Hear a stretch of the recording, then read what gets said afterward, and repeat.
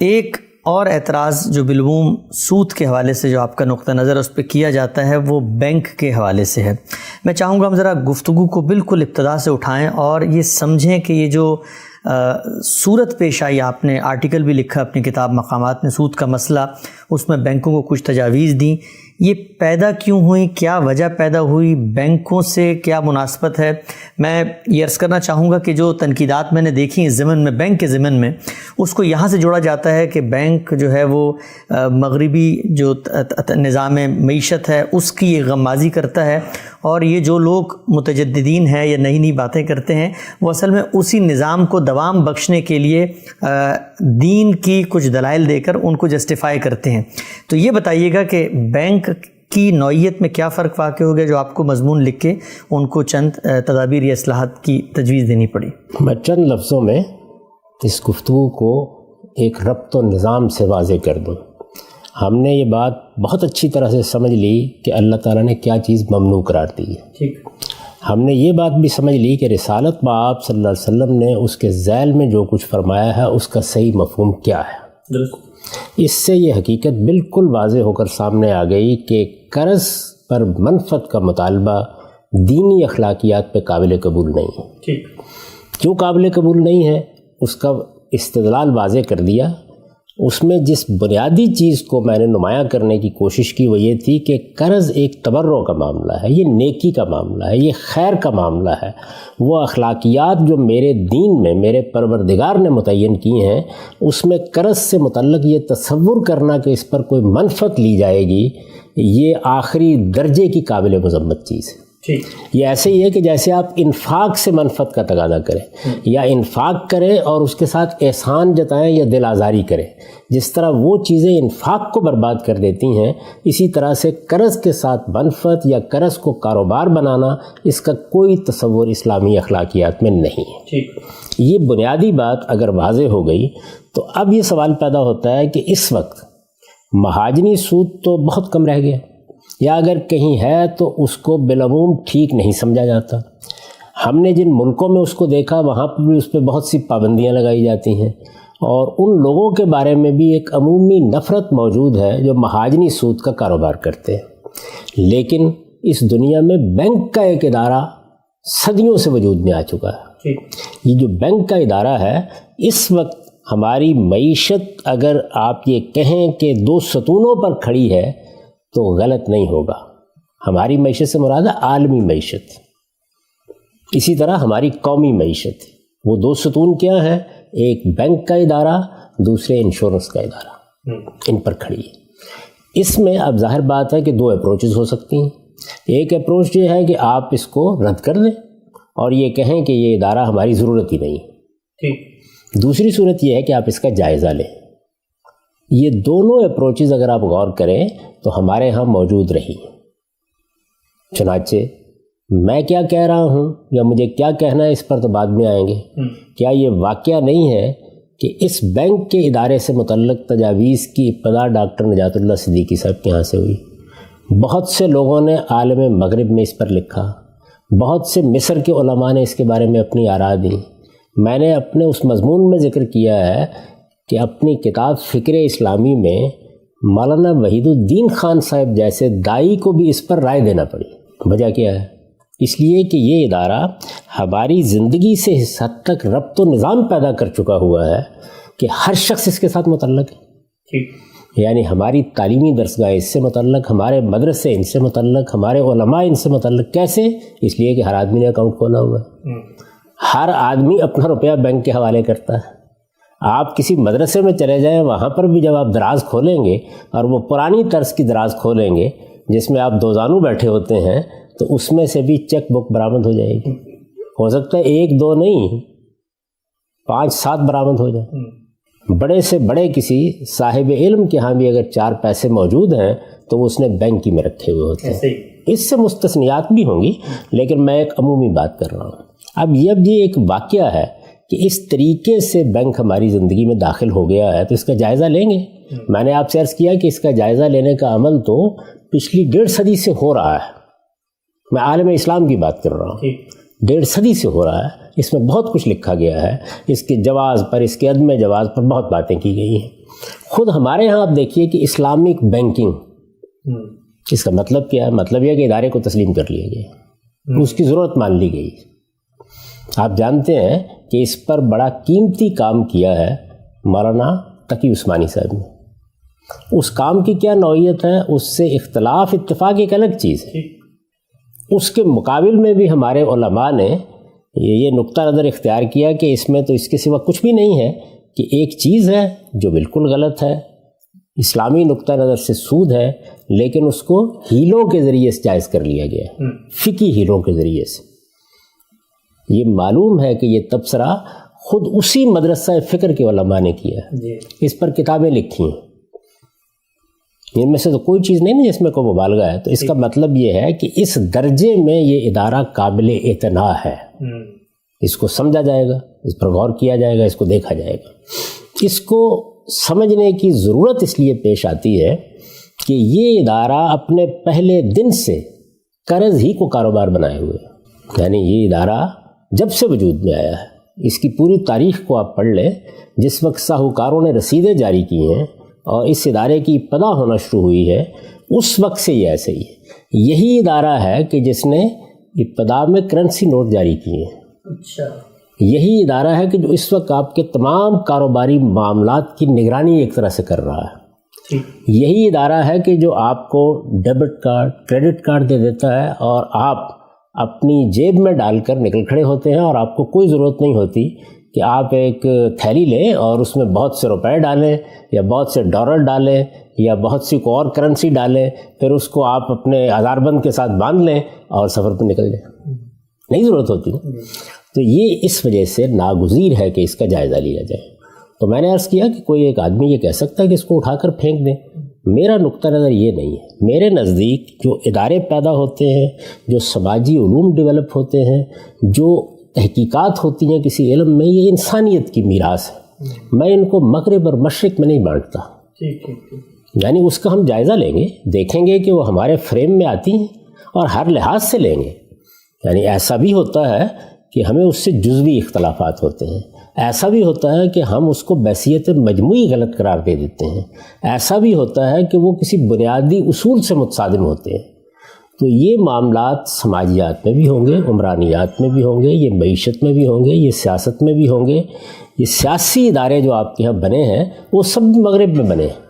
اس وقت جو آپ اصطلاحات استعمال کر رہے ہیں پورے عالم اسلام میں، یہ صدر ہے، یہ وزیر اعظم ہے، یہ اصطلاحات بھی مغربی اصطلاحات ہیں. جو پارلیمنٹ آپ بنا رہے ہیں وہ بھی مغرب ہی سے ہم تک اس صورت میں پہنچی ہے جس میں ہم اس کو اختیار کیے ہوئے ہیں. ہمارے ہاں جو دساتیر لکھے جاتے ہیں، آئین بنائے جاتے ہیں، ان کا بھی اگر جائزہ لیں تو اسی طرح ہے. اس کو انسانیت کے سفر کے طور پر دیکھنا چاہیے. اس سفر میں ہم مسلمانوں کا بھی ایک مقام رہا. ہم نے بھی صدیوں اس سفر میں اپنا کنٹریبیوشن کیا ہے، اور یہ معلوم ہے کہ اس سے مغرب نے فائدہ اٹھایا. اب مغرب نے پچھلی 3-4 صدیوں میں جو کچھ کیا ہے اس سے بھی پوری انسانیت فائدہ اٹھائے گی. اور فائدہ اٹھانے کا طریقہ کیا ہوتا ہے؟ آپ کا اپنا فریم کیا ہے، آپ کے اپنے ہاں کیا چیزیں جائز اور کیا ناجائز ہیں، کن چیزوں کو آپ کے یہاں دینی لحاظ سے متعین کر دیا گیا ہے. آپ ان 4 کارنرز کو سامنے رکھ کر کسی چیز کا جائزہ لیتے ہیں. یہ جائزہ آپ نے آلات کا بھی لیا ہے. اعلیٰ مکبر الصوت جس کو آپ اب لاؤڈ اسپیکر کہتے ہیں، اس پر جو فتوے دیے گئے ان کو پڑھ لیں. اسی طرح سے کیمرہ آیا، اس پر جو فتوے ہوئے، ٹیلی ویژن آیا، اس کے بارے میں جو کچھ کہا گیا، یہ سب چیزیں ایسے ہی زیر بحث آئیں گی، لیکن یہ ہماری زندگی میں داخل ہو چکی ہیں. ان کو نکال کے پھینک دینا ہے، یعنی بینک پر تالے لگا دینے ہیں، ٹیلی ویژن کو بند کر دینا ہے، کیمرے توڑ کر بحیرہ عرب میں پھینک دینے ہیں، یہ ایٹیٹیوڈ ہو سکتا ہے.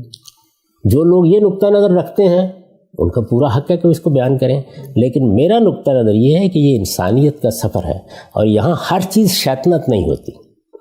اس کو دیکھنا چاہیے اس کے اندر اتر کر کے وہ کیا ہے، اس میں کوئی تبدیلی آ رہی ہے، کیا تغیر آ رہا ہے. آپ اگر بالکل کلاسیکی طریقے سے آپ دیکھیں تو بینک کا ادارہ اصل میں کیا ہے؟ سود کا کاروبار کرنے والا ادارہ، یعنی قرض پہ منفعت لیتا ہے. قرض پر منفعت لیتا ہے. یعنی جو ہمارے ڈپازٹس ہوتے ہیں وہ ڈپازٹس، اور یہ دیکھیے اس کا بھی جائزہ لیں یہ بجائے خود ڈپازٹس کو وجود پذیر کرنا معیشت کی کتنی بڑی خدمت بن جاتی ہے. میرے پاس 10 روپے پڑے ہوئے ہیں، آپ کے پاس لاکھ روپیہ پڑا ہوا ہے، کسی اور کے پاس 2 کروڑ روپے پڑے ہوئے ہیں، یہ میدان میں کیسے آئے؟ یہ آپ کی تجوری سے نکل کر باہر کیسے پہنچے؟ ان کی تنظیم کس طریقے سے ہو؟ سوسائٹی میں بڑے پروجیکٹس کے لیے یہ سرمایہ کیسے ایک بڑی چیز بن جائے؟ یہ خدمت بھی بینک ہی انجام دے رہا ہے. تو آپ کے ڈپازٹس اس کے پاس جب چلے جاتے ہیں تو پھر اس کے بعد انہوں نے کاروبار کرنا ہے نا ان کی بنیاد پر. وہ کاروبار بینک کیا کرتا ہے؟ وہ یہی کرتا ہے کہ وہ اگر آپ کو 1% اس کے اوپر دے رہا ہوتا ہے تو 4, 5, 10% کے اوپر وہ آگے قرض دے رہا ہوتا. اگر آپ بینک کی دستاویزات دیکھیں گے تو وہ اس کو لون کہتے ہیں. یہ عمل منی لینڈنگ کہلاتا ہے. اب اگر اس زاویے سے آپ دیکھیں گے تو اس کے بارے میں جواز پر گفتگو بھی نہیں کی جا سکتی، کیونکہ یہ تو دین نے واضح کر دیا، یہ معاملہ ختم ہو گیا، گفتگو بھی نہیں کی جا سکتی. اس کی وجہ یہ ہے کہ ہم نے بھی اس ساری بحث سے یہ جانا کہ سود کھانا ممنوع ہے. اس پر اللہ تعالیٰ نے حرمت کی مہر لگا دی ہے. یہ بتا دیا ہے کہ بیع و شراء کے معاملات بالکل جائز ہیں، لیکن اس معاملے کے بارے میں اللہ تعالیٰ کا فتویٰ یہی ہے کہ اس کے قریب نہیں جائیں گے. یہ بتا دیا ہے کہ تم اصل زر کا مطالبہ کر سکتے ہو، لیکن وزروا ما بقی من الربا، اس میں پہلے عرض کر چکا کوئی اختلاف نہیں. قرآن مجید کی اس انڈرسٹینڈنگ میں بھی میرے نزدیک ہم سب متفق ہیں، اور میں نے اس کی وجہ بیان کی ہے کہ ہماری ایک اخلاقیات ہے، ہمارے دین کی بنیاد اس پر رکھی گئی ہے. ہمارے ہاں اگر آپ چیریٹی کریں گے تو اس کے بھی کچھ آداب ہیں، قرض دیں گے تو اس کے بارے میں بھی ایک قانون ہے. وہ قانون اخلاق کی اصولوں پر مبنی ہے، وہ عالمگیر صداقتوں پر مبنی ہے. قرض دیں اور قرض پر منفعت کا مطالبہ کریں، چونکہ قرض کو اسلامی اخلاقیات تبرع اور نیکی سے الگ کر کے دیکھنے کے لیے تیار نہیں، تو فتویٰ لگ جائے گا. آپ یہ کہیں گے یہ بالکل ناجائز ہے، بالکل حرام ہے، اس کے قریب بھی نہیں جانا چاہیے. آپ دیکھیں کن کن چیزوں پر فتویٰ لگ جائے گا. ظاہر ہے کہ جو بینک کو چلا رہے ہیں وہ چونکہ سودی کاروبار کر رہے ہیں، وہ بھی غلط ہوا. جو لوگ اس میں اپنے ڈپازٹ پیش کر رہے ہیں، سب سے بڑا تعاون وہ کر رہے ہیں، اس لیے کہ اس کے بغیر بینک چل ہی نہیں سکتا. یعنی جو کرنٹ اکاؤنٹ کھول رہے ہیں وہ بھی ظاہر ہے جو بھی اکاؤنٹ آپ کھولیں گے، اس لیے کہ کرنٹ اکاؤنٹ میں آپ یہ لازم تو نہیں کرتے نا کہ میرے روپے کو استعمال نہیں کیا جائے گا، وہ بھی استعمال ہوگا. بینک تو صرف وعدہ کر رہا ہے کہ جب آپ طلب کریں گے تو آپ کو دے دیا جائے گا، تو یہ بھی تعاون ہوگا. اسی طرح سے بینکوں میں لوگوں نے ملازمتیں کی، ہر جگہ کر رہے ہیں، بڑی بڑی ملازمتیں کر رہے ہیں. آپ جانتے ہیں کہ غیر معمولی طور پر جن لوگوں کو اللہ تعالیٰ نے دوسرے فنون و علوم میں شہرت دی وہی بینک سے وابستہ رہے. ہمارے مشتاق احمد یوسفی صاحب بینک ہی سے وابستہ تھے. تو بہت لوگ اس میں خدمات بھی انجام دیتے ہیں، ظاہر ہے اس کے اوپر بھی حرمت کا فتویٰ دیں گے.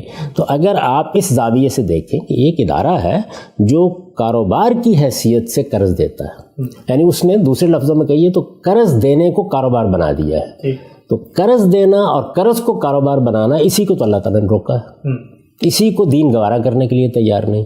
اسی منفعت پر یہ کہا گیا ہے کہ وزروا ما بقی من الربا. اس زاویے سے دیکھیں تو معاملہ ختم ہو گیا، کوئی بحث کرنے کی ضرورت نہیں ہے، فتویٰ دیں اور گھر واپس جائیں. اب ایک دوسرا پہلو ہے، وہ دوسرا پہلو یہ ہے کہ کیا یہ ادارہ صدیوں کے تعامل کے نتیجے میں اب بھی محض قرض دینے کا ادارہ ہے؟ میں جب اس زاویے سے اس کو دیکھتا ہوں اور بہت سے دوسرے اہل علم بھی دیکھتے ہیں تو معلوم ہوتا ہے کہ ایسا نہیں. یعنی اس ادارے نے محض قرض دینے کے ادارے سے آگے بڑھ کر یا قرض کا کاروبار کرنے والے ادارے سے آگے بڑھ کر سوسائٹی کی بہت سی خدمات کرنا شروع کر دی. اس کا کنٹریبیوشن بالکل اور ہو چکا ہوا ہے.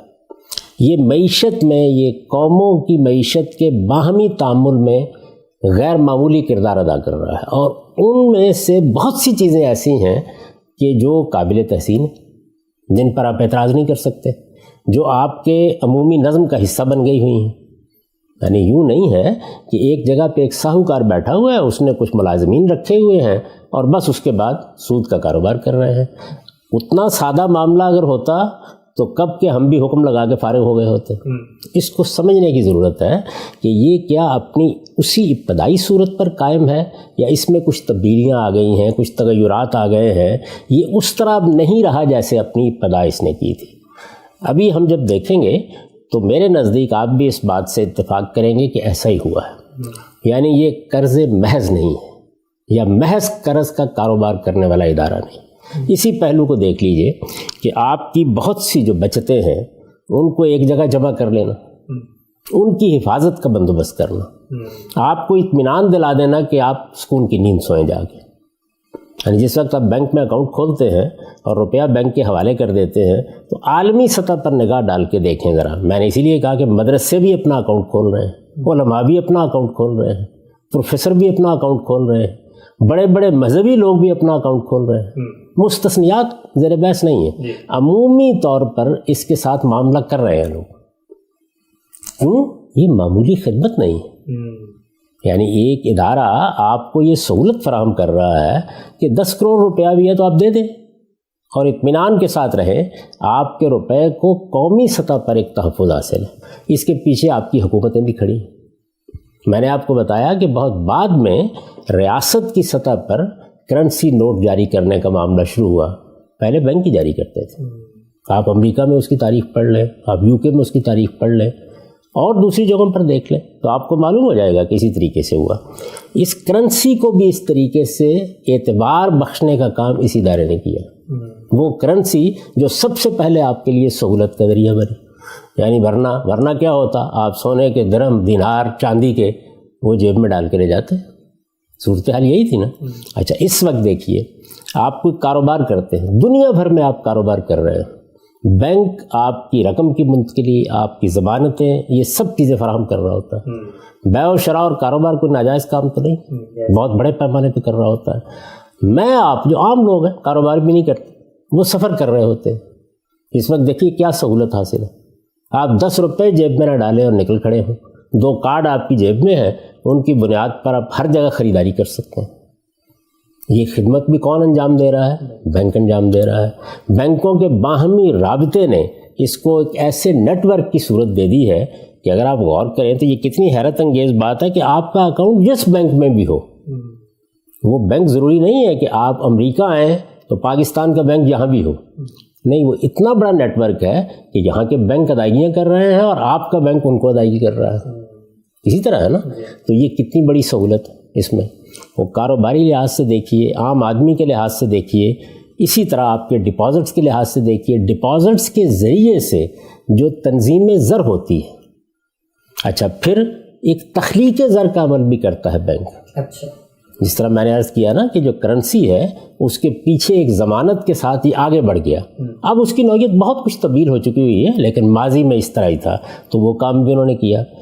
تخلیق زر بھی، تنظیم زر بھی، آپ کی اس طرح کی امانتوں کی حفاظت بھی، ان کے بارے میں یہ اعتماد بھی، سفر کی یہ سہولتیں بھی، کاروبار کرنے کے یہ مواقع بھی، تمام قسم کی ادائیگیاں جتنی ہیں وہ یہی بینک کر رہا ہوتا ہے۔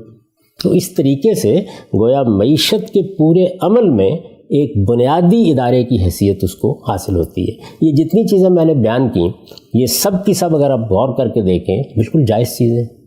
ان کی بینک فیس لیتا ہے، یعنی ایسا نہیں کہ یہ کام مفت کرتا ہے، فیس لیتا ہے، لیکن جو فیس وہ لیتا ہے وہ اگر آپ سہولت کے لحاظ سے طے کریں بڑی کم محسوس ہوتی ہے۔ سہولت معمولی نہیں ہے جو اس کے ذریعے سے حاصل ہو جاتی ہے۔ اچھا اس کے بعد اب آگے بڑھیے اور یہ دیکھیے کہ یہ ساری سہولتیں جو آپ کو حاصل ہو رہی ہیں وہ جس کاروبار کے بلبوتے پر ہیں، برانچ قائم ہوگی، عملہ موجود ہوگا، لوگ خدمت کرنے کے لیے موجود ہوں گے، ایک نظام یا ایک نیٹ ورک پیدا ہوگا، تبھی ملیں گی نا یہ سہولتیں۔ وہ سارا کا سارا جو ہے وہ روپے پر چل رہا ہے، اس روپے نے اپنے آپ کو بڑھانا ہے۔ اس کے لیے جو بینک طریقے اختیار کرتا ہے، ظاہر ہے اس میں جو چھوٹی چیزیں ہیں، بہت سی نئی چیزیں بھی اب داخل ہو رہی ہیں، بنیادی چیزوں کو ہم لے لیتے ہیں۔ بنیادی چیزیں 3 ہی۔ جس وقت کوئی بڑے کاروبار ہوتے ہیں تو وہ ان کاروباروں کو فائنانس کرتا ہے، ان کے لیے سرمایہ فراہم کرتا ہے، ایک بڑا کام بینک کا یہ ہوتا ہے۔ دوسرا وہ ہے جس کو اب آپ مارٹگیج کہتے ہیں۔ اس میں کیا ہے، اس میں آپ کو اشیاء فراہم کی جاتی ہیں، آپ کے لیے کار، آپ کے لیے موٹر سائیکل، آپ کے لیے مکان۔ مارٹگیج کے جتنے طریقے ہیں وہ سب اختیار کر کے بینک آپ کو یہ سہولت دے رہا ہے کہ آپ اس میں بالاقساط ادائیگی کر دیتے ہیں۔ بعض اوقات 30 سال، 10 سال، 9 سال، 8 سال، 5 سال، یعنی اس میں ایک چیز کی ادائیگی ہو جاتی ہے، گھر آپ کو مل جاتا ہے، گاڑی آپ کو مل جاتی ہے۔ دوسرا بڑا کام جو ہے وہ یہ ہے. تیسرا وہ ہے جس کو آپ کریڈٹ کارڈ کہتے ہیں. یعنی اس میں آپ کو گویا چھوٹے عرصے کے لیے تھوڑی مدت کے لیے قرض مل جاتا ہے. آپ نے خریداری کی اور خریداری کرنے کے بعد ایک مدت کے اندر جو مہینہ ہوتی ہے، بعض بینکوں کی طرف سے 2 یا 3 مہینے بھی ہوتی ہے، اس میں آپ نے واپس کر دیا، بہت اچھی بات ہے. اگر نہیں کیا تو پھر اس پر ظاہر ہے کہ بینک آپ کو مکلف ٹھہراتا ہے کچھ ادا کرنے کا. یہ بڑے معاملات ہیں، 3 ہی ہیں. ان سب تینوں معاملات میں ایک اپروچ اگر آپ دیکھیں تو وہ لفظی اپروچ ہے. یعنی سب کو یہی کہا جاتا ہے کہ یہ تو لون ہے، سب کے بارے میں یہی کہا جاتا ہے کہ یہ قرض ہے. تو میں نے پہلے عرض کیا کہ جب آپ ادھر سے جائیں گے تو بس حکم لگائیں گے اور واپس آ جائیں گے. میں نے اس کے اوپر جو تبصرہ کیا ہے اپنی کتاب مقامات میں وہ یہ ہے کہ اس سارے عمل نے اب محض قرض کی صورت کو تبدیل کر لیا ہے بڑی حد تک. دیکھیے پھر میں لفظ کیا بول رہا ہوں، محض قرض کو، یعنی قرض ہی ہے، لفظ میں بھی قرض ہی ہے، ذہن میں بھی قرض ہی ہے. لون یا منی لینڈنگ ہی اس کے لیے الفاظ یا تعبیریں اختیار کی جاتی ہیں، لیکن یہ سارا عمل جو ہے یہ اس سے اوپر اٹھا ہے. اور وہ اوپر اٹھنے کے بعد کیا صورتیں اختیار کر گئے، یعنی وہ کیا تبدیلیاں جو اس میں آ گئی ہیں، حقیقت کے اعتبار سے حقیقت کے اعتبار سے کیا چیزیں ہیں کہ جو تبدیل ہو گئی ہیں. 2 طریقے ہوتے ہیں نا، آپ ایک لفظ استعمال کرنے کے عادی ہیں، ایک عمل کی ابتدا وہیں سے ہوئی ہے، آپ بتدریج ایک لمبے عمل سے گزر رہے ہیں اور جو تغیرات تبدیلیاں کرتے چلے جا رہے ہیں اس سے کچھ صورت بدلنا شروع ہو گئی. تو ان میں سے ایک ایک کو دیکھیے کہ اس کی نوعیت کیا بن گئی. سب سے پہلے کریڈٹ کارڈ سے شروع کر لیجیے.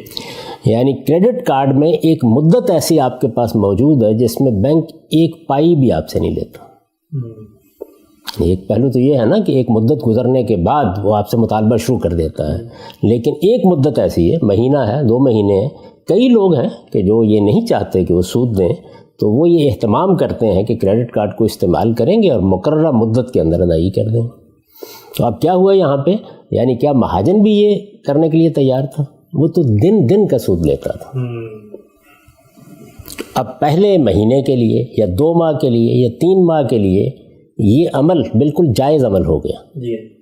اس کے بعد پھر وہی صورتحال ہے، اس کو ذرا یہیں رکھیے. اس کے بعد مارٹگیج پر آئیے. مارٹگیج کے اندر اتر کر اگر آپ دیکھیں تو وہ کیا مجرد قرض ہے؟ مجرد قرض، محض قرض جب میں بولتا ہوں تو اس کا مطلب یہ ہے کہ مجھے پیسے دے دیں آپ. یعنی میں نے آپ سے جا کر کہا کہ مجھے کاروبار کرنا ہے، یا میں نے یہ کہا کہ مجھے کوئی بیٹی کی شادی کرنی ہے، یا مجھے بچے کو تعلیم دلانی ہے، کوئی ضرورت میں نے بیان کی اور یہ کہا کہ مجھے قرض دے دیجیے. آپ نے قرض دے دیا. نہیں، بینک یہ نہیں کر رہا.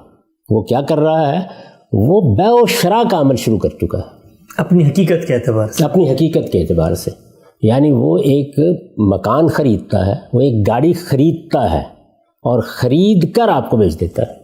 یعنی جس سے خریدتا ہے اس کو پوری ادائیگی کر کے پھر آپ کے ساتھ معاملہ شروع کر دیتا ہے. آپ کے ساتھ معاملہ شروع کر دیتا ہے. یعنی بازار میں ایک 5 لاکھ کی 10 لاکھ کی گاڑی ہے، وہ بینک نے خرید لی. اب اسی چیز کو آپ ذرا پہلے زاویے سے دیکھیے کہ بینک نے آپ کو قرض دیا 5 لاکھ 7 لاکھ اور آپ نے گاڑی خرید لی. دیکھ سکتے ہیں نا اس زاویے سے معاملے کو. دوسرے زاویے سے دیکھیے. دوسرے زاویے سے دیکھیے تو بینک نے گاڑی خریدی بازار سے، اس کمپنی کو کس نے ادائیگی کی ہے؟ بینک نے ادائیگی کی. وہ خرید کے گاڑی اس نے آپ کو دے دی. آپ گاڑی کو استعمال کر رہے ہیں، اسی وقت وہ آپ کے استعمال میں آ گئی. کچھ حصہ آپ نے ادا کر دیا، اس کو کہتے ہیں نا ایڈوانس پیمنٹ کر دی ہے. آپ نے 10% 15% ادا کر دیا ہے، باقی آپ اقساط میں ادا کریں گے.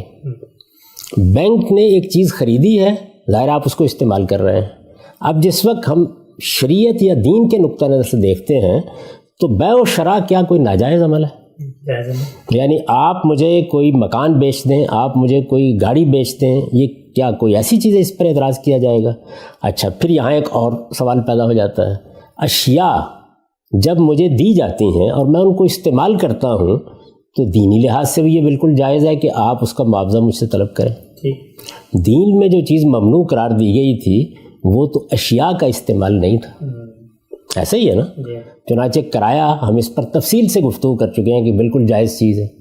تو یہاں پر بھی اگر حقیقت کے لحاظ سے دیکھیں، اب آپ الفاظ میں مت جائیں، حقیقت کے لحاظ سے دیکھیں تو میں ایک گاڑی کو استعمال کر رہا ہوں، میں ایک مکان کو استعمال کر رہا ہوں، میں آپ کو بتاؤں کہ اس استعمال کی صورتیں کیا بن جاتی ہیں. یعنی ایک تو یہ ہے کہ ایک مکان میں نے لیا، بینک نے اس کو خریدا، خریداری کے بعد میرے حوالے کر دیا، میں اس میں آ کے رہنے لگ گیا. امریکہ میں آپ نے یہ دیکھا ہے کہ بینک آپ کو وہ دیتا ہے، استعمال کا معاوضہ آپ سے لیتا ہے. وہ معاوضہ مثال کے طور پر اگر آپ کو $2 یا $2.5 لاکھ کا اس نے مکان خرید دیا ہے اور وہ $700-800 ہے مہینے کا، وہی مکان $1700 $1800 $2000 پہ کرائے پہ اٹھ جاتا ہے. وہ اجازت دیتا ہے آپ کو کہ آپ اس کو کرائے پہ اٹھا دیں. یعنی ایک استعمال تھا اپنے لیے، اب ایک استعمال ہے آگے کرائے پہ اٹھانے کے لیے. اس میں بینک کیا کر رہا ہے، وہ $1200 یا $700-800 آپ سے لے لیا ہے اور آپ اس کے ذریعے سے $700-800 ہر مہینے کمانا شروع ہو گئے. یعنی بیع، شراء، کرایہ، کتنی چیزیں ہیں کہ جو اس کے اندر مل گئی، یہ ساری کی ساری چیزیں. تو اس کو کیا لفظ کے لحاظ سے دیکھا جائے، کیا بعض شرائط کے اعتبار سے دیکھا جائے، یا اس پورے معاملے کی حقیقت کو سامنے رکھ کر اس پر حکم لگایا جائے؟ تو یہ سوال اس پر بھی پیدا ہو گیا. اسی طرح اب آپ تیسری صورت پر چلیے جو سب سے زیادہ ہے کہ مجھے کاروبار کے لیے فائنانس چاہیے. میں عام طور پر جب قرض لینے کے لیے جاتا تھا، مہاجن کے پاس جاتا، کسی بھائی کے پاس بھی جاتا ہوں تو وہ مجھے قرض دیتا ہے، میری اس ایکٹیویٹی میں شریک نہیں ہوتا. لیکن کیا بینک بھی یہی کرتا ہے؟ یعنی وہ جس وقت آپ قرض کا مطالبہ کرتے ہیں، یہ جاتے ہیں اور کہتے ہیں کہ مجھے روپیہ چاہیے، تو وہ پھر دیکھتا ہے کہ آپ کیا کرنے جا رہے ہیں. آپ کاروبار کرنے جا رہے ہیں تو کاروبار کی نوعیت کیا ہے، اس میں منفعت کے کیا امکانات ہیں، اس وقت کے قوانین میں اس کی گنجائش کتنی ہے، یہ ساری چیزیں دیکھتا ہے. آپ کا ماضی کیا ہے؟ یعنی اب یہ دیکھیے کہ اب یہ اس کے ساتھ ایک اور عمل ساتھ ہو گیا. یہ محض قرض دینے کا عمل نہیں رہا. محض قرض دینے کے عمل میں تو صرف 2 چیزیں ہوتی ہیں. وہ یہ ہے کہ میں قرض دے رہا ہوں، مجھے واپس کرنا ہے آپ نے، اور یہ کہ زیادہ سے زیادہ میں اطمینان کر لیتا ہوں کہ یہ میرے واپس آ جائے گا. لیکن یہاں اگر آپ غور سے دیکھیں تو جو ایک کسی کاروبار میں شریک ہونے کا عمل ہے، جو ایک مضارب کرتا ہے یا جو ایک شراکت کرنے والا کرتا ہے، وہ بھی شروع ہو گیا. یہاں پہ بینک اب گویا سارے معاملے کو دیکھ رہا ہے، یہ کیا معاملہ ہے، اور آپ بھی یہ مطمئن کر رہے ہیں اس معاملے میں. یعنی آپ بتا رہے ہیں کہ اس میں نفع کا یہ امکان ہے، اس میں بڑھوتری کے یہ امکانات ہیں، ہم اس کام کو اس طرح سے کریں گے. بعض جگہوں پر تو بینک اس کی بڑی حد تک نگرانی میں آپ کے ساتھ شامل ہو جاتے ہیں. یہ صورتحال ہے. تو اس کو میں نے اس سے سمجھا ہے کہ یہ بینک کا پورا کام جو ہے یہ مجرد قرض کا معاملہ نہیں رہا. اچھا، لیکن ایک ایک زاویے سے دیکھیے تو ہر جگہ قرض ہے. لکھ بھی قرض ہی رہے ہیں، وہ لکھ بھی اس کو قرض ہی رہے ہیں.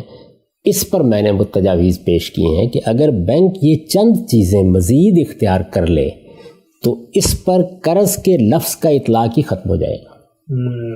اور جیسے یہ اطلاق ختم ہوگا تو سود کی بحث بھی ختم ہو جائے گی. اس کے بعد اگر کسی نے بحث کرنی ہوگی تو وہ بحث یہ ہوگی کہ ایک کاروبار ہو رہا ہے، اس کاروبار میں کوئی چیز انصاف کے خلاف تو نہیں ہے، اس میں کوئی ظالمانہ معاملہ تو نہیں ہے، اس میں کوئی ایسا معاہدہ تو نہیں جس پر ہم انگلی رکھ سکتے ہیں. یہ تجاویز اس پس منظر میں پیش کی گئی ہیں.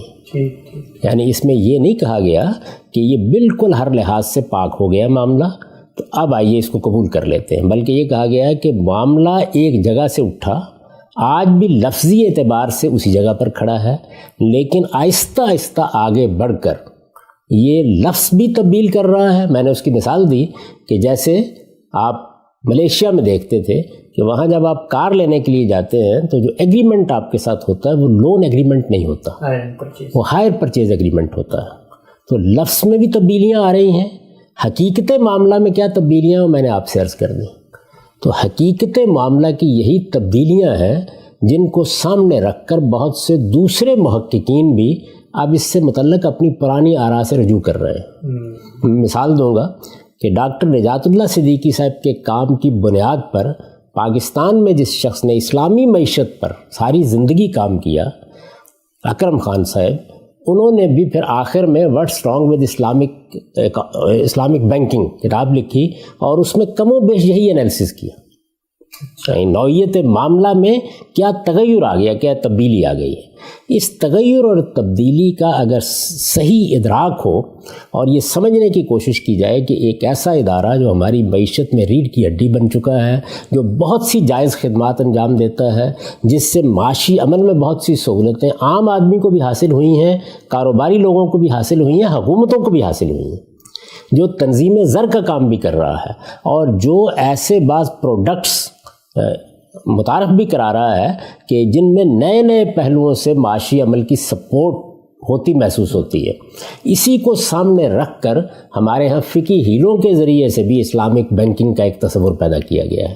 اسی کو سامنے رکھ کر تو میں نے جو تجاویز پیش کی ہیں وہ تجاویز ایک جانب بینکاروں کو یہ توجہ دلاتی ہیں کہ انہیں مزید آگے بڑھ کے کیا کرنا ہے کہ جس سے وہ قرض کے اس معاملے سے نکل جائیں جس پر دین کو اعتراض ہے، جس کے نتیجے میں سود کی بحث پیدا ہوتی ہے. دوسری جانب اگر غور کریں تو اس میں علماء کو یہ توجہ دلائی گئی ہے کہ وہ بھی اس ماڈل سے نکل جائیں کہ صرف شرکت مضاربت دو ہی طریقے ہیں جو اسلام میں جائز ہیں، اور شرکت اور مضاربت کے یہ فقہی اصول ہیں. علماء کو کیا توجہ دلائی ہے کہ نہیں، اور بھی بہت سی صورتیں ایسی ہو سکتی ہیں کہ جن میں آپ جوازی کا فتویٰ دیں گے یا جن پر اعتراض کرنا ممکن نہیں ہے، اور ان کو یہ توجہ دلائی ہے. تو میری ان تجاویز کو اگر آپ میرے اس مضمون میں پڑھیں تو وہ اس بنیاد پر قائم ہے. یعنی اس میں یہ بتایا گیا ہے کہ اگر اس سے آگے بڑھ کر جہاں تک آپ پہنچ گئے ہیں، آپ اس سارے معاملے کو پرنسپل سیکیورڈ فائنانسنگ کی صورت دے دیں تو اس پر قرض کا اطلاق ختم ہو جائے گا، قرض کی بحث ختم ہو جائے گی. اور اس میں ظاہر بات ہے کہ وہ ایسا نہیں کہ صرف نام تبدیل ہوگا، اس کے ساتھ پھر کچھ تجاویز بھی دی گئی ہیں کہ آپ ان چیزوں کا لحاظ کریں. تو یہ وہ عمل ہے کہ جو دنیا میں ہر جگہ جاری رہنا چاہیے.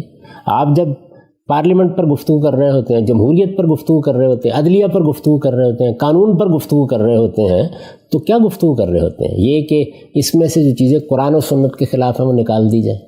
اس میں کوئی ایسی چیز اگر ہے کہ جس میں قرآن و سنت کا مطالبہ اور ہے تو اس مطالبے کا لحاظ کر لیا جائے. یہی کہہ رہے ہوتے ہیں ان سب جگہوں پر. تو بالکل اسی جگہ سے ہم گفتگو کر رہے ہیں. یہ اطلاق کی گفتگو ہے.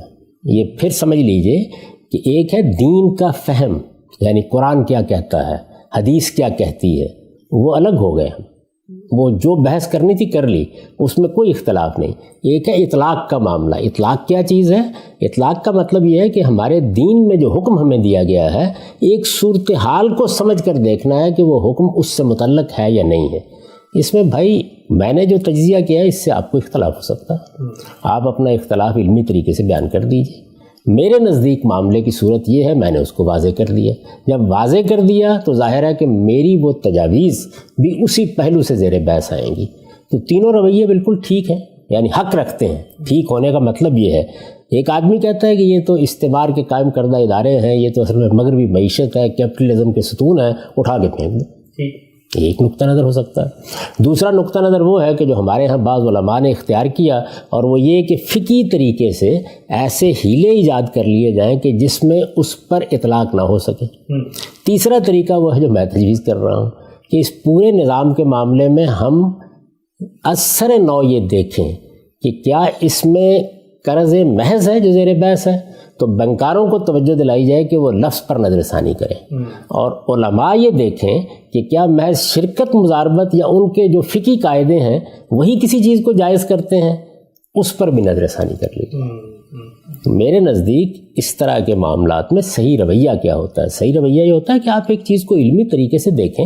یعنی اس کے اوپر یہ فتویٰ لگا دینا کہ یہ سود کو جائز کیا جا رہا ہے، یہ فلاں بات ہو رہی ہے، یہ استعمار کی خدمت ہو رہی ہے، جو کچھ بھی کہا جا رہا ہے آپ اس کا جائزہ لیجئے. جب آپ اس پر تجزیہ کریں گے آپ کی بات معقول ہوگی، لوگ اس کو مان لیں گے. میری بات معقول ہوگی، اس کو اختیار کر لیں گے. یہ پس منظر ہے ان تجاویز کا جو میں نے بیان کیا. ٹھیک ہے. مجھے بتائیے گا کہ آپ نے اپنی کتاب مقامات میں بینکنگ کے جو شعبہ ہے اس کو چند تجاویز دیں، وہ تجاویز ہیں کیا؟ میری جو معروضات ہیں ان کو سامنے رکھیں تو اس میں یہ کہتا ہوں کہ ایک معاملہ تو بہت سادہ ہو گیا، اور وہ معاملہ کیا ہے؟ وہ معاملہ یہ ہے کہ آپ خرید و فروخت کرتے ہیں. ایک زاویے سے دیکھیے تو ایک آدمی کہہ سکتا ہے کہ کہاں کی خرید و فروخت؟ بینک قرض دے رہا ہے، آپ مکان خرید لیجیے، آپ گاڑی خرید لیجیے.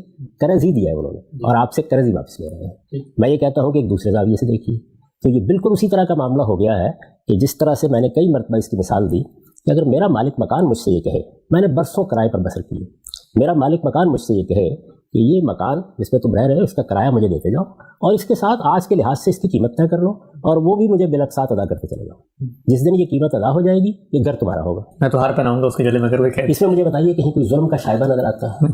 یہ واقعاتاً ایک احسانی کی صورت ہوگی. اس سے کتنی سہولت میرے لیے پیدا ہو جائے گی. وہ گھر جس کا برسوں کرایہ دینے کے بعد بھی میں سوچ نہیں سکتا تھا کہ اس کو خرید لوں, اس کے خریدنے کی ایک صورت پیدا ہو گئی. تو ایک بیع و شراء کا معاملہ میرے ساتھ ہو گیا. یعنی ایک ہی وقت میں مجھے ایک چیز کرائے پر دے دی گئی ہے اور اس کے ساتھ ہی میرے ساتھ ایک خرید و فروخت کا معاملہ طے کر لیا گیا ہے. یعنی دو معاملات اکٹھے ہو گئے ہیں. میں اس کو بالکل جائز سمجھتا ہوں. میرے نزدیک ایسا ہم ذاتی زندگی میں بھی کر سکتے ہیں. ایک باپ اپنے بیٹے کے لیے کر سکتا ہے, ایک بھائی اپنے بھائی کے لیے کر سکتا ہے. یہی صورتحال اس وقت بینک کر رہے ہیں. چنانچہ میں نے آپ کو یہ بتایا تھا کہ اگر اس کو کچھ تھوڑی سی تجاویز اس میں شامل کر کے ہائر پرچیز کا سادہ معاملہ بنا دیا جائے تو اس پر نہ شرعی لحاظ سے کوئی اعتراض باقی رہتا ہے اور نہ کسی بھی اعتبار سے آپ اس کو غلط ٹھہرا سکتے ہیں. یعنی بیع و شراء کے اس معاملے میں دو چیزیں اکٹھی ہو جائیں گی, ہائر بھی اور پرچیز بھی. آپ نے ایک چیز کو کرائے پر لے لیا, آپ اس کا کرایہ ادا کر رہے ہیں. ویسے میں یہاں یہ عرض کر دوں کہ خود ہماری جو فقہ ہے اس میں اگر آپ چاروں ائمہ کے فتاویٰ دیکھیں تو وہ نقد اور ادھار کی قیمت میں فرق کو جائز ٹھہراتے ہیں. اچھا. اور یہاں بھی اگر آپ غور کر کے دیکھیں تو کیا ہوتا ہے, یعنی یہی ہے نا کہ 1 لاکھ کی ایک گاڑی ہے وہ آپ کو 1.5 لاکھ میں بیچ دی گئی ہے, اسی وقت بیچ دی گئی ہے. آپ نے چونکہ قیمت بعد میں ادا کرنی ہے تو آپ سے 1.5 لاکھ کا تقاضا کیا گیا ہے. تو ایک زاویہ وہ بھی ہے اس چیز کو دیکھنے کا. لیکن میں یہ عرض کروں گا کہ قرض کے اوپر منفعت کا مطالبہ دین میں ممنوع ہے. آپ اس کو قرض کے طور پر دیکھنا بھی ختم کیجیے اور قرض کی نوعیت کا معاملہ کرنے سے بھی گریز کیجیے. دونوں کی خدمت میں یہ عرض کر رہا ہوں. اس کو بیع و شراء کا وہی معاملہ بنائیے جس طرح کہ یہ اپنی حقیقت کے اعتبار سے ہو رہا ہے. ٹھیک. اس زمانے میں کیونکہ ابھی یہ تبدیلیاں بہت سی جگہوں پر نہیں کی گئی, بعض جگہوں پر لوگوں نے کی بھی. مثال کے طور پر میں ملیشیا میں آپ کو بتا چکا ہوں اس سے پہلے کہ جو ایگریمنٹ یا معاہدہ ہوتا ہے آپ گاڑی خریدتے ہیں وہ ہائر پرچیز ایگریمنٹ ہوتا ہے. یہی معاملہ آپ کسی دکان کے بارے میں اختیار کریں گے, یہی کسی مکان کے بارے میں اختیار کریں گے. وہ تمام اشیاء کہ جو استعمال میں لائی جا سکتی ہیں جن کو آپ یوزیبل چیزیں کہتے ہیں ان کے ہاں یہ بیع و شراء کا معاملہ بھی ہو گیا اور اس کے ساتھ آپ نے استعمال کا کرایہ بھی دینا شروع کر دیا. یہ بالکل ایک جائز معاملہ ہوگا. لہٰذا مارٹگیج کے جتنے معاملات ہو رہے ہیں ان میں اگر آپ نے کچھ اصطلاحات تبدیل کر لی ہیں, معاملے کی نوعیت کے لحاظ سے بعض پابندیاں قبول کر لی ہیں جو کسی لحاظ سے بھی کاروبار پر اثر انداز نہیں ہوگی, تو اس پر کوئی اعتراض باقی نہیں جاتا. ایک چیز میں نے یہ کہی تھی, یہ چونکہ ایک بالکل ہی واضح سی بات ہے. میں نے آپ سے عرض کیا کہ خود ہمارے ہاں جو قدیم طرز کے علماء ہیں وہ بھی اس بات کو مانتے ہیں کہ اگر آپ نے نقد اور ادھار کی قیمت میں فرق کیا تو چونکہ آپ بیچنے خریدنے کا معاملہ کر رہے ہیں اور اللہ تعالیٰ نے بیع و شراء کو بالکل ناجائز قرار دیا ہے, تو اس کو کسی طرح بھی یہ نہیں کہا جا سکتا کہ آپ کوئی سود کا مطالبہ کر رہے ہیں. اس اپروچ کو اگر نہ بھی آپ اختیار کریں تو اس کو ایک سادہ طریقے سے ہائر پرچیز کے معاملے کے طور پر دیکھا جا سکتا ہے. اور جب آپ اس کو اس سطح پر لے آئیں گے اور اس طریقے سے بالکل واضح کر دیں گے تو اس پر کسی اعتراض کی گنجائش بھی نہیں ہے. دوسری بات جو میں نے اس ذیل میں کہی ہے اور اس کو بھی ایک تجویز کے طور پر آپ کے سامنے رکھ رہا ہوں, وہ بات یہ کہی ہے کہ اس وقت بینک جو لوگوں کو روپیہ دیتے ہیں, ظاہر ہم کہتے ہیں ہم قرض دے رہے ہیں, آپ قرض دے رہے ہوتے ہیں تو آپ کا کاروبار چل رہا ہے, اچھی بات, کہیں چل رہا اچھی بات. آپ نے کاروبار بند کر دیا, وہ ہر حال میں آپ سے منفعت کا تقاضا کرتے ہیں, اس پر سود ہی کا اطلاق ہوگا. ہمارے ہاں اس سے پہلے ہم دیکھ چکے کہ جب قرض پر منفعت کا مطالبہ سود ہے تو کہا جائے گا یہ سود ہے. میں یہ عرض کرتا ہوں کہ اس معاملے میں بھی قرض دینے کا طریقہ ختم کر دیا جائے اور اس کو پرنسپل سیکیورڈ فائنانسنگ کی صورت دے دی جائے, یعنی اصل زر محفوظ سرمایہ کاری. اس کی طرف میں نے توجہ دلائی تھی کہ جس وقت آپ کسی سے قرض لینے کے لیے جاتے ہیں تو قرض لینے والا آپ سے اس سے پہلے یہی مطالبہ کیا کرتا تھا کہ مجھے یہ ضمانت چاہیے کہ میرا قرض واپس مل جائے گا. زیادہ سے زیادہ یہی کہے گا, آپ کے حالات دیکھ کر کہہ دے گا, آپ سے کوئی ضمانت طلب کر لے گا. اس وقت صورتحال یہ سادہ صورت نہیں رہی. اس پر ہم تفصیلی گفتگو کر چکے ہیں کہ بینک یہ دیکھتے ہیں کاروبار کیا ہے, کاروبار کے امکانات کیا ہیں, وہ اس کی فیزیبلٹی دیکھتے ہیں, پھر دیکھتے ہیں اس پر منفعت کے کیا امکانات ہیں. تو ایک نوعیت کی یہ سرمایہ کاری ہو جاتی ہے, اس کو نام بھی دے دیا جائے, یعنی یہ سرمایہ کاری ہے. اب اس میں ہماری فقہ درمیان میں آتی ہے اور وہ یہ کہتی ہے کہ آپ سرمایہ کاری کریں گے تو آپ کو نفع و نقصان میں شریک ہونا چاہیے. میں اس کو صحیح نہیں سمجھتا. میرے نزدیک اس پابندی کی کوئی ضرورت نہیں. سرمایہ کاری اس اصول پر بھی ہو سکتی ہے کہ نفع نقصان میں شریک ہوں گے, اور اس اصول پر بھی ہو سکتی ہے کہ وہ پرنسپل سیکیورڈ ہوگی.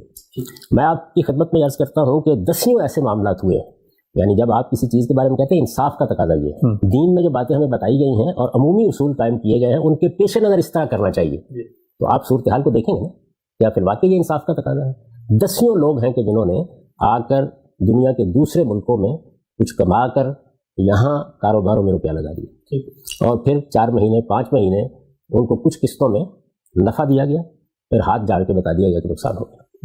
جس وقت آپ کسی شخص کے ساتھ مزاربت کا طریقہ اختیار کرتے ہیں، یعنی سرمایہ دے دیتے ہیں اس کو، آپ کی حیثیت ایک سلیپنگ پارٹنر کی ہوتی ہے. آپ نہیں دیکھ رہے کہ کاروبار کس طرح چل رہا ہے، آپ نہیں دیکھ رہے فیصلے کس طریقے سے ہو رہے ہیں، آپ کو جو کچھ بتایا جاتا ہے اس کا بھی آپ اس طرح جائزہ نہیں لے پاتے. ظاہر ہے کہ کاروبار کرنے والا کوئی اور ہے، امکانات دیکھنے والا کوئی اور ہے، مارکیٹ کو سمجھنے والا کوئی اور ہے. تو اس صورتحال میں دوسرے پر اعتماد کر کے آپ اس کے ہاتھ میں لاکھوں روپے پکڑا دیتے ہیں. بینک یہ نہیں کر سکتے، اس لیے کہ وہ کاروبار ہی کرنے کے لیے میدان میں بیٹھے ہوئے. ہم اس سے پہلے یہ بتا چکے کہ اگر آپ نے کسی کو قرض دینا ہے تو آپ اپنے بھائی کو تبرع کے طور پر نیکی کرتے ہوئے قرض دیتے ہیں. بینک نیکی کرنے کے لیے نہیں ہے، چیریٹی کا ادارہ نہیں ہے. انہوں نے آپ کے ساتھ فائنانسنگ کی ہے. میں یہ عرض کرتا ہوں کہ اس کو فائنانسنگ ہی کہیے. اور فائنانسنگ کے بارے میں اگر یہ طے کر لیا جائے کہ یہ پرنسپل سیکیورڈ ہوگی تو انصاف کا تقاضا یہی ہے. یعنی عام طور پر تو یہ کہا جاتا ہے کہ جب تک روپیہ دینے والا نقصان میں شریک نہیں ہوگا تو یہ انصاف کا تقاضا نہیں ہے. میں یہ کہتا ہوں کہ اس کو نقصان میں شریک کرنا انصاف کے خلاف ہے، کیونکہ وہ نہ فیصلوں میں شریک، نہ آپ کے کاروبار کی نوعیت کو جانتا ہے، نہ مارکیٹ سے پوری طرح سے واقف ہے، نہ لوگوں کے اخلاق و کردار کا یہ معاملہ ہے کہ حقیقت میں اس کو صحیح بات بتائی جائے گی. میں نے بہت متشرع لوگ جو بظاہر تھے، جن کی پیشانیوں پر گٹے پڑے ہوئے تھے، جو نمازیں صبح شام پڑھتے تھے، یہ دیکھا کہ جب کاروباری معاملات ہوئے تو وہ اپنی صداقت امانت کو اس طرح قائم نہیں رکھ سکے، اور اس طریقے سے لوگوں کا سرمایہ ضائع ہوا، بڑے بڑے نقصانات ہوئے. اس میں میں دسیوں مثالیں دے سکتا ہوں اپنی پبلک لائف میں سے. تو اس لیے اس کو پرنسپل سیکیورڈ فائنانسنگ ہونا چاہیے.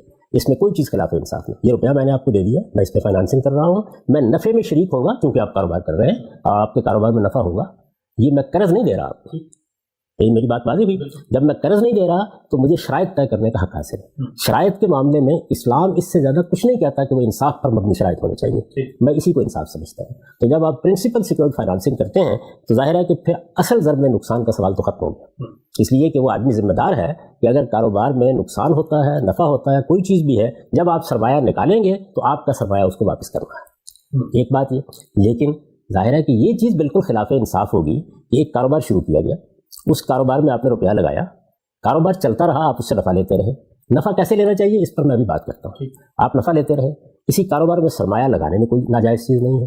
آپ نے اگر اس پر یہ شرط عائد کر دی کہ آپ نقصان میں شریک نہیں ہوں گے تو اس میں بھی کوئی غلط چیز نہیں ہے. آپ نے اس پر نفع لیا، وہ کاروبار میں ہونے والے نفع ہی میں سے آپ کا حصہ تھا، اس میں بھی کوئی غلط چیز نہیں ہے. لیکن کاروبار کسی وجہ سے بند کرنا پڑ گیا تو آپ ظاہر ہے کہ جب بنیادی ختم ہو گئی تو کس چیز پر آپ مطالبہ کریں گے نفع دیا جائے. اب آپ کا مطالبہ صرف یہی ہونا چاہیے کہ میرا اصل ضرب مجھے واپس کر دیا جائے. یہ بات واضح ہوئی. تو یہی شرط میں نے اس میں لگا دی ہے کہ اگر یہ تبدیلی کر لی جائے، یعنی پرنسپل سیکیورڈ فائنانسنگ کا طریقہ اختیار کیا جائے، اصل ضرب محفوظ سرمایہ کاری، اور جب تک کاروبار چل رہا ہے اس وقت تک آپ نفع لیں. جس وقت کاروبار بند ہو جائے، یہ دیکھیے کاروبار میں نفع ہو رہا ہے یا نقصان ہو رہا ہے، اس کو جانچنے کے لیے تو اگر بینک جائے گا تو پھر وہ کاروبار میں شریک ہو جائے گا. یہ تو مشکل ہے. لیکن جو کاروبار کیا گیا تھا وہ ختم ہو گیا، بند ہو گیا، اس کو دیکھنے میں کوئی بہت دقت نہیں ہوتی. اندازہ ہو گیا، آپ ظاہر ہے کہ ایک پورا نظام بنا سکتے ہیں کہ فی الواقع کاروبار بند کر دیا گیا ہے، اور کاروبار بند کر دیا گیا ہے تو آپ کا مطالبہ اب نفع کا نہیں ہے، نہ ہونا چاہیے. اگر اس کے بعد آپ نفع کا مطالبہ کرتے ہیں تو پھر وہ قرض ہی تھا جو آپ نے دیا تھا. لیکن اگر پرنسپل سیکیورڈ فائنانسنگ کی گئی ہے تو اس کے بعد آپ کا مطالبہ بھی پرنسپل کا یا اصل ذریعہ کا ہوگا.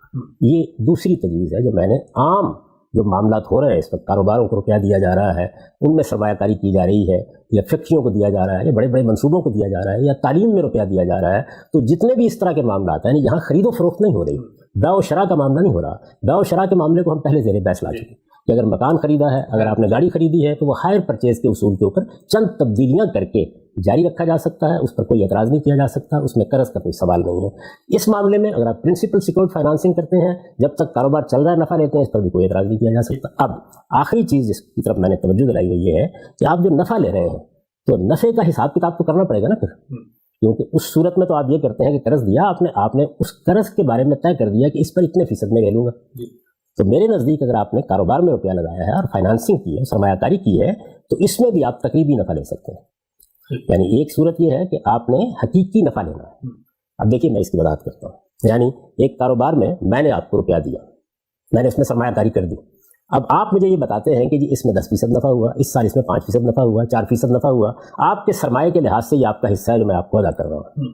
ایک دوسری صورت یہ ہے کہ میں نے آپ کو سرمایہ دیا اور میں نے کہا کہ بھائی نہ میں اس کا حساب کر سکتا ہوں، نہ اس حساب کتاب میں الجھنا میرے لیے ممکن ہے. آپ جو کچھ بھی بتا رہے ہیں اس میں ظاہر ہے کہ ہم ایک اندازہ کر رہے ہیں کیا نفع ہوگا. کبھی 2% ہوگا, کبھی 4% ہوگا, کوئی 5% ہوگا. ایک اوسط اس کا نکال کے تقریبی نفع کے طریقے کے اوپر میں آپ سے اس کا 1%, 2% طے کر لیتا ہوں. اس میں بھی میرے نزدیک کوئی حرج نہیں ہے. تخمینے کی بنیاد پر یا تقریبی طریقے سے چیزوں کا معاملہ کرنا یہ انصاف کے خلاف نہیں ہے. بہت سی صورتوں میں جہاں ہم کسی چیز کو دیکھ نہیں سکتے اسی طریقے کا معاملہ کر لیتے ہیں. یہاں وہ بنیادی اصول پیش نظر رکھیے جس کی طرف میں نے توجہ دلائی کہ ہمارے ہاں جو بیع و شراء کے طریقے طے کیے گئے ہیں یا سرمایہ کاری کے لیے شرکت اور مضاربت کے اصول طے کیے گئے ہیں وہ کس چیز پر مبنی ہے؟ وہ اس چیز پر مبنی ہے کہ معاملہ انصاف کے ساتھ ہونا چاہیے. تو انصاف کے ساتھ معاملہ ہونا چاہیے. اس کو آج بھی ہم دیکھ سکتے ہیں, کل بھی دیکھ سکتے ہیں. اس کی صورتیں بھی تبدیل ہو جاتی ہیں. انصاف کے تقاضوں کو بھی اطلاقی طور پر ہر دور میں دیکھنے کی ضرورت ہوتی ہے. اس وقت صورتحال کیا ہے؟ ایسا تو نہیں کہ جو شرائط ہم لگا رہے ہیں وہ بظاہر کتاب میں لکھی ہوئی تو انصاف کے شرائط نظر آ رہے ہیں, لیکن عملی زندگی میں وہ ایک فریق کے ساتھ بے انصافی کا ذریعہ بن رہے ہیں. تو ان تمام چیزوں کو دیکھ کر میں نے یہ دوسری تجویز پیش کی ہے. اس طریقے سے آپ کام کر سکتے ہیں.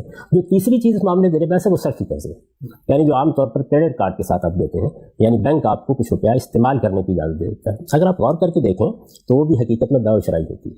اچھا, یعنی بینک آپ کی طرف سے ادائیگی کر دیتا ہے. آپ خریداری کرنے کے لیے جا رہے ہوتے ہیں, وہاں آپ کو قرض نہیں دیا جا رہا, آپ کی طرف سے انہوں نے ادا کر لیا. اس میں موقع دیا جاتا ہے اس بات کا کہ آپ 1 مہینے میں ادا کر دیں. یہ کہا جا سکتا ہے کہ بینک اس کو 2 مہینے پہ وسیع کر دے, 3 ماہ پہ وسیع کر دے. جب آپ وہ مدت گزر گئی اور اس میں واپس نہیں کرتے تو میرے نزدیک یہاں سیدھا صاف طریقہ اختیار کرنا چاہیے کہ یہ آپ کو خریداری کر کے دے دیجیے. یا ایسے ہی ہے کہ جیسے میں آپ کے پاس کھڑا تھا, آپ نے کہا کہ یہ چیز ہے میں خریدنا چاہتا ہوں, تو میں نے یہ کہا کہ اچھی بات ہے, میری طرف سے آپ خریدیے اس چیز کو. اس کی ادائیگی میں نے کر دی. اس کو بھی دیکھیے اسی طرح دیکھنے کے 2 پہلو ہو سکتے ہیں. میں نے آپ کو قرض دی. دوسرے یہ کہ ایک ایسا نظام ہم نے بنا دیا ہے جس میں جس وقت آپ کوئی چیز خریداری کرنا چاہتے ہیں تو میں اصل میں اس کمپنی کے ساتھ جہاں سے آپ خریداری کر رہے ہیں معاملہ کر رہا ہوں, یعنی ادائیگی میری طرف سے ہو رہی ہے. اور جب آپ کوئی چیز خرید رہے ہیں تو اصل میں آپ نے خریدی اس کمپنی سے, بظاہر حقیقت میں آپ نے مجھ سے خریدی. تو آپ اس زاویے سے دیکھیں یہ بھی بیع و شراء کا معاملہ ہو جاتا ہے. اگر یہ بیع و شراء کا معاملہ ہے تو اس میں آپ کو میں نے کوئی تقاضا کیے بغیر مہینے کی, 1.5 مہینے کی, 2 مہینے کی مہلت بھی دے دی ہے کہ آپ مجھے, ایک دکاندار کے پاس آپ گئے, آپ نے جا کر اس سے چیز خریدی, آپ نے اس سے کہا کہ میں 2 ماہ بعد روپیہ ادا کروں گا, وہ آپ کو دے دیتا ہے. بہت سے لوگ دیتے ہیں. تو بینک نے وہی ذمہ داری پوری کر دی کہ آپ کو ایک چیز بیچ دی, گویا اس نے وہاں سے خریدی اور آپ کو بیچ دی. جب آپ نے اس کو لے لیا, اب آپ وقت پر ادائیگی نہیں کر سکے. وقت پر ادائیگی نہیں کر سکے تو سوال پیدا ہوتا ہے کہ کیا اس طرح کے معاملات میں ہم جرمانہ کر سکتے ہیں؟ تو میرے نزدیک اس میں کوئی حرج کی بات نہیں. یعنی اگر کوئی آدمی وعدہ پورا نہیں کرتا, ذمہ داری پوری نہیں کرتا, اس کو سزا دینا, اس پر تاوان عائد کرنا, اس کو سود کس اعتبار سے کہا جاتا ہے؟ آپ بجلی کے بل دیتے ہیں, وقت پر ادائیگی نہیں کرتے, اس کے اوپر کچھ جرمانہ عائد کر دیا جاتا ہے. تو مالی تاوان اور جرمانہ یہ سود نہیں ہے. یہ اصل میں جس وقت آپ نے وعدہ پورا نہیں کیا تو اس میں سزا ہے. 2 کوڑے بھی مارے جا سکتے تھے, 1 دن کے لیے جیل میں بھی ڈالا جا سکتا تھا, آپ پر کچھ مالی تاوان ادا کر دیا گیا ہے. مالی تاوان کی صورت میں سزا دینا دنیا کا عرف ہے, خود ہمارے یہاں موجود. آپ دیکھیے کہ جب آپ قصاص نہیں لیتے تو دیت ادا کرتے ہیں تو یہ کیا ہے؟ یہ بھی مالی تاوان ہے. اس وقت ہمارے یہاں ٹریفک کی قواعد کی خلاف ورزی پر زیادہ تر مالی تاوان عائد کیا جاتا ہے. تو مالی تاوان اپنی جگہ پر جس وقت آپ کسی غلطی کا ارتکاب کرتے ہیں, جرم کا ارتکاب کرتے ہیں, وعدہ خلافی کرتے ہیں, تو مالی تاوان بھی سزا دینے کا ایک طریقہ ہے. تو میں یہ عرض کرتا ہوں کہ اس کے اوپر وہ سب چیزیں کرنے کی ضرورت نہیں جو ہمارے یہاں اسلامک بینکنگ میں ہیلا ترازی کے طریقے پر کی جاتی ہیں. اس کو بھی آپ بالکل سیدھا رکھ سکتے ہیں. یہ وہ تجاویز ہے جو اس باب میں نے پیش کی. ان تجاویز کا تعلق اخلاقی چیزوں سے, اس کو آپ قبول کر سکتے ہیں, آپ اس کو رد کر سکتے ہیں. ہمارے ہاں اسلامک بینکنگ کے نام پر جو تجاویز پیش کی گئی ہیں اور جن کو بہت سے علماء قبول کیے ہوئے ہیں وہ بھی تجاویز ہیں. جس طرح مجھ کو حق ہے کہ میں یہ کہوں کہ یہ ہیلا ہے, میں ان کو صحیح نہیں سمجھتا, آپ میری تجاویز پر بھی کوئی تبصرہ کر سکتے ہیں. میرے نزدیک اس معاملے کو اس طرح دیکھنا چاہیے. اس میں اختلاف بھی ہو سکتا ہے, اتفاق بھی ہو سکتا ہے, لیکن اس کو اگر آپ اس صورت میں پیش کرنے کی کوشش کریں گے کہ یہ گویا سود کو ماننے سے انکار کرنا ہے یا سود کو حلال کرنا ہے, تو ہرگز ایسی کوئی چیز نہیں ہے. یعنی قرض پر منفعت کا تقاضا میرے نزدیک سود ہے, وہ ہر حال میں ممنوع ہے. اس کو اللہ تعالیٰ نے ممنوع قرار دیا ہے, وہ قیامت تک اسی طرح ممنوع اور حرام رہے گا. ایک معاملہ بالکل مختلف نوعیت کا ہمارے سامنے ایک ادارے کی صورت میں سامنے آ گیا ہے, وہاں ہم کیا کر رہے ہیں اس کے بارے میں کچھ تجاویز ہے. یعنی یوں نہیں کہا گیا کہ وہ سب کا سب اس وقت بالکل جائز ہو رہا ہے. یہ بتایا جا رہا ہے کہ اس میں یہ تبدیلیاں اگر کر دی جائیں, کچھ تبدیلیاں اصطلاحات کی ہیں, کچھ تبدیلیاں تصورات سے متعلق ہیں, کچھ تبدیلیاں معاملے کی نوعیت کے لحاظ سے ہیں. وہ تبدیلیاں اگر کر دی جائیں تو ایسا نہیں ہے کہ بینکوں کو آپ مضاربت اور شرکت کے طریقے پر کاروبار کرنے کے لیے کہہ رہے ہیں, بلکہ سرمایہ کاری جو اس وقت کر رہے ہیں یا چیزیں خرید رہے ہیں اور بیچ رہے ہیں اسی کو ایک صحیح صورت دینے کے لیے کہہ رہے ہیں. اس میں جو تبدیلیاں ہیں وہ بینکنگ کے کاروبار پر کوئی خاص اثر نہیں ڈالتی, اور اگر وہ کر دی جائیں تو اس پر کسی فتوے کی گنجائش بھی باقی نہیں رہ جاتی. یہ میرا مطلب ہے. ٹھیک.